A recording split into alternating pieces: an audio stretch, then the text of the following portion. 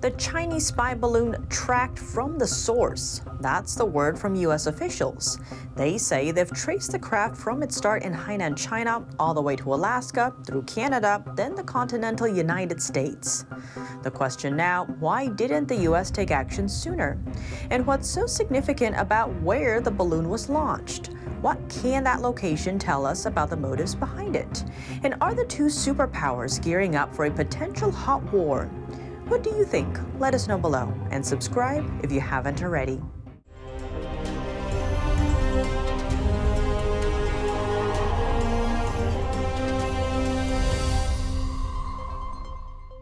Welcome to China in Focus. I'm Tiffany Meyer. First up, President Biden addressing U.S.-China relations and America's future approach to unidentified flying objects. NTD's Iris Tao has more from the White House. 4 days after the U.S. military shot down a third unidentified flying object, and 14 days after it destroyed a Chinese spy balloon, President Biden formally addresses the nation. And because we knew its path, we were able to protect sensitive sites against collection. The violation of our sovereignty is unacceptable. We'll act to protect our country, and we did. Biden says he'll talk to China's Xi Jinping without apologies, but he didn't specify when. I expect to be speaking with President Xi, and I hope we are going to get to the bottom of this. But I make no apologies for taking down that balloon. Thank you very much. When are you speaking to President Xi, Mr. President? And China has taken on the offense after a spy balloon got caught, accusing the U.S. of flying balloons to China and retaliating by sanctioning U.S. defense companies on Thursday. The White House calls China's accusations false and Beijing's sanctions symbolic and unnecessary. Meanwhile, the Senate on Thursday unanimously passed a resolution condemning the Chinese Communist Party. The majority leader says it sends a clear message that China's belligerence, their near endless escalating tactics, and their scornful disregard for American sovereignty is unacceptable. And as for the unidentified flying objects, Biden says they were most likely balloons tied to private companies or research institutions. Nothing right now suggests they were related to China's spy balloon program. But Biden does warn. But make no mistake, if any object presents a threat to the safety and security of the American people, I will take it down. Meanwhile, the future parameters for taking down unknown objects will be classified but shared with lawmakers. Biden also outlined steps to better monitor objects in U.S. airspace, including creating an inventory of unmanned objects flying around the skies and improving detection capabilities. Reporting from the White House, Iris Tao, NTD News. Multiple outlets citing anonymous U.S. officials stating the Chinese spy balloon took off from China's Hainan island last month, the land mass located off the country's southern coast. That's according to the Washington Post and CBS. But is the island capable of launching this kind of balloon? Rolling Stone magazine identified a launch facility and satellite imagery of the island. Space imaging firm Planet Labs captured those images. It's unclear if the facility is related to the spy balloon Washington shot down earlier this month. But even before news of the balloon, a naval base in Hainan was already on America's intelligence radar. Other countries in the region have also kept it in their sights. The island is known as China's Hawaii, and for good reason. It's a vacation hotspot home to a tropical climate and sandy beaches. But it's also a strategically important location, complete with its own military base. To the east of the island is Taiwan. To the South China Sea. Both of those areas among the most likely battlegrounds for a military conflict in Asia. If Chinese ships or submarines were to deploy from the island, they could travel beyond what's called the First Island Chain. It's made up of a series of land masses that separate mainland China from the deep waters of the Pacific. Those depths are needed to conceal armed submarines from U.S. radar detection and would allow Chinese vessels to approach America's west coast, unseen. Also worth noting, the area to the west of Hainan Island is a major shipping route connecting China to the Middle East for oil trade. In 2020, CNN reported on another satellite image from Planet Labs. It appeared to show a submarine entering a tunnel under the naval base in Hainan. The submarine was a suspected nuclear-powered vessel. A Japanese military expert pointed out that the naval base could accommodate 6 nuclear-powered submarines based on its size. A Chinese aircraft carrier went into service at the naval base in 2019. Now we turn to Taiwan. According to a senior U.S. diplomat, a military conflict between China and Taiwan would be a matter of security for more than just Asia and would impact the entire world. One of the things a lot of people in the world don't understand is that, and Americans as well, 50% of all shipping at one point or another goes through the Taiwan Strait. U.S. Deputy Secretary of State Wendy Sherman urged all countries to warn Beijing against acting out the worst scenario. I urge all countries to tell the PRC, this affects me. This affects my people, my country. This is not a good idea. PRC is the short form for People's Republic of China. Sherman also voiced hope that China would avoid using visits by U.S. lawmakers as a pretext for military action against Taiwan. After then U.S. House Speaker Nancy Pelosi visited Taiwan last year, China kicked off a military drill in the waters around the island, encircling it. Sherman also touched on China's support for Russia's invasion of Ukraine. But what I would say to all of those who are supporting Russia, you're going to end up with an albatross around your neck. Sherman made the remarks Wednesday during an event for the Washington-based think tank, the Brookings Institute. An investment decision based on business or potential risks over Taiwan. Warren Buffett's Berkshire Hathaway has dramatically slashed its stake in Taiwanese chip giant Tsmc in recent months. Here's more. According to a filing, Berkshire cut its position in the company by just over 86% in the fourth quarter. On Tuesday, Berkshire unveiled the filing of the sale. The news drove shares in the Taiwanese company down 6% the day after. The move comes just months after Berkshire had purchased more than $4 billion worth of TSMC stock. Such a turnaround is rare for Berkshire, but not unprecedented. Taking a closer look at Taiwan's microchip sector, more than 90% of the most cutting-edge chips are manufactured on the island. And TSMC is its leading company, making up more than half the global chip market's revenue. Charles Munder, vice chairman of Berkshire, said Tuesday that TSMC is the strongest semiconductor company on Earth. He didn't elaborate on Berkshire's reasons for the sale. Likewise, Berkshire's investors are asking questions. A longtime investor in Berkshire, Thomas Russo, speculated that Buffett might have seen an environment change which could spell bad news for TSMC. Tensions between mainland China and Taiwan have risen in recent years. China has vowed to take over the democratically ruled island by force if necessary. In the South China Sea, Washington's relations with the Philippines are warming. The two countries are planning a joint drill, their biggest since 2015. All of these exercises that we are doing are in response to all types of threats that we may be facing in the future, both man-made and natural.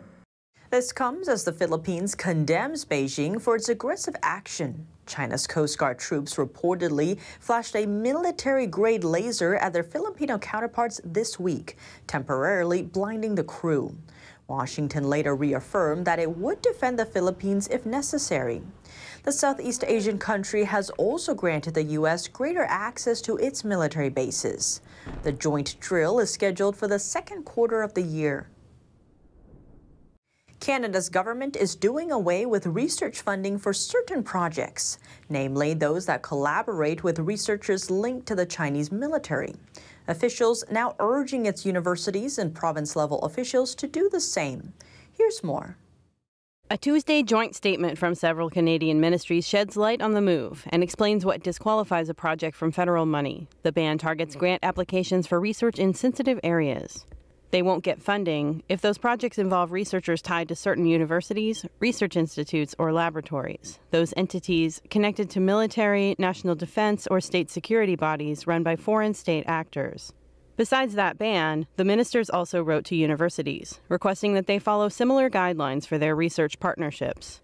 Reports show that from 2005 to 2022, researchers at 50 Canadian universities have worked with Chinese military-linked scientists. Other investigations say scholars at 10 of Canada's leading universities have, in the past 5 years, published nearly 250 papers with China-linked researchers. Many of those projects focused on cutting-edge technology.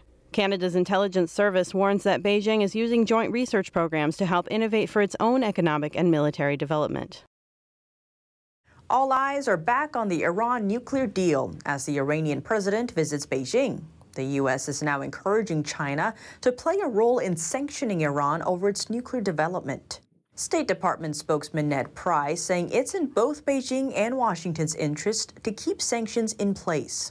The PRC has a role to play in very clearly signaling to Iran that its destabilizing activities, that its brinksmanship is not going to be rewarded, it's not going to be countenanced, it is not something that the international community is prepared to sit idly by. On the other hand, Chinese leader Xi Jinping expressed support for Iran on Tuesday during the president's visit. Xi also accused the U.S. of what he called intervening in Iran's internal affairs. Both China and Iran pledged to strategically counter Western sanctions in place because of the stalled nuclear deal. What's more, officials from both countries signed 20 cooperation agreements, ranging from tourism to communication to information technology. China also promised to buy more agricultural exports from Iran. That's in exchange for Iran's help in growing Beijing's Belt and Road Initiative. The ambitious infrastructure project is known to expand the Chinese regime's overseas influence. Looking closer at China-Iran relations, this isn't the first time Beijing has sided with Tehran. Several world powers reached the Iran nuclear deal back in 2015. Of them, China played a major role. In 2018, then-President Donald Trump withdrew the U.S. from the deal. He claimed Iran was secretly developing its nuclear program under the radar. And just last December, China urged the United States to lift all sanctions on Iran and bring back the nuclear deal. Iran is becoming more reliant on China as U.S. sanctions cripple its economy. A crucial technology maker is accusing an employee in China of stealing its data and says export controls may have been violated. ASML is the world's top manufacturer of lithography machines. This type of equipment is needed to produce semiconductors. But ASML takes that technology a step further. It's the globe's only supplier of extreme ultraviolet lithography machines. Each one cost around $200 million, and the company has sold around 140 of them over the past decade. The cutting-edge machines are used in high-volume manufacturing and craft the highly complex foundation layers of the world's smallest, most advanced microchips. Sizes range from 7, 5, even down to just 3 nanometers in length. Microchip-making giants like Intel and TSMC use ASML's machines to make their most advanced tech. Because of that, ASML has gotten tangled in the rising tech war between the U.S. and China. By Washington's request, the company has been restricted from selling its most advanced equipment to China since 2019. It's the second time in 2 years that the Netherlands-based company brought charges against Chinese entities. The first time, it accused a Chinese company of trade secret theft. Sales to China make up about 14% of ASML's total annual revenue. They're expected to hold steady this year at around $2.3 billion. The company forecasts overall growth to rise about 25% for 2023. With balloons floating through the sky, it's easy to forget about what's beneath our feet, information superhighways that quietly traverse the depths of the ocean. Chinese companies withdrew from an undersea cable project. Here's more. Beijing is pulling back from an internet cable project that would link Southeast Asia with Western Europe. It's called the Tsmc V6 pipeline. To build it, nearly 12,000 miles of subsea cables would be laid, to the tune of $500 million. Last year, 2 of China's top telecom giants decided to step away from the plan and take back their almost 20% investment. Sources say the decision sparked after an American company was chosen over another Chinese firm for a key part of the project. That's as China competes with the United States for control of global undersea cables. They are a unique kind of infrastructure, tasked with transmitting about 95% of the world's intercontinental internet traffic. That means cellular data, video calls, messages, emails, and more. Around 400 cables are in active use today, spanning nearly 870,000 miles. Here's the trouble. Some have raised concerns about espionage, saying that the stations where the cables begin and end are at risk of getting intercepted by foreign adversaries and hackers. Back to the Tsmc V6 pipeline. A smaller Chinese state-owned company is also still in the plan, though China Unicom has not revealed its investment in the project. A number of non-Chinese companies are also working on it, like Microsoft, Orange, and Telecom Egypt. The project bears a similar scale to the Peace Cable, which links Singapore and France. That pipeline entirely constructed by Chinese companies. Washington has rejected a number of undersea cables since 2020. Officials cite national security concerns, given the lines directly link the U.S. to mainland China or Hong Kong. Construction on the new pipeline is expected to finish in 2025. The Beijing-appointed governor of the Xinjiang region canceling plans to visit the UK. Xinjiang is also called East Turkestan by the native Uyghur population. The move comes after Uyghur campaigners protested the governor's visit on Monday outside the UK's Foreign Office. The United States sanctioned the governor for alleged serious human rights violations. Officials say they involve his reported involvement in Beijing's suppression of Uyghurs. Members of British Parliament declared in 2021 that Uyghurs are suffering genocide in Xinjiang, though the British government has not made the same determination. The Xinjiang governor reportedly scrapped similar visits to Brussels and Paris. That's all for today's China in Focus on YouTube. We're now sharing a shortened version of our program here after being demonetized for 2 years. Here's what to look out for in our second half. More on the Chinese spy balloon. Beijing calls it a harmless weather sensor, but an expert says even if it only collected climate data, it could still be part of preparations for a military conflict. What's really key here is intimate weather data over these nuclear bases. In order for nuclear warheads, or more importantly, new hypersonic glide vehicle nuclear warheads to hit their targets, the PLA requires intimate weather data. On NTD's Newsmakers program, Joshua Phillip and I spoke to Rick Fisher, Senior Fellow at the International Assessment and Strategy Center, for a breakdown. The full episode is available on our partner platform, Epoch TV. To sign up, click the link down below. Thanks for watching China in Focus. I'm Tiffany Meyer. See you tomorrow.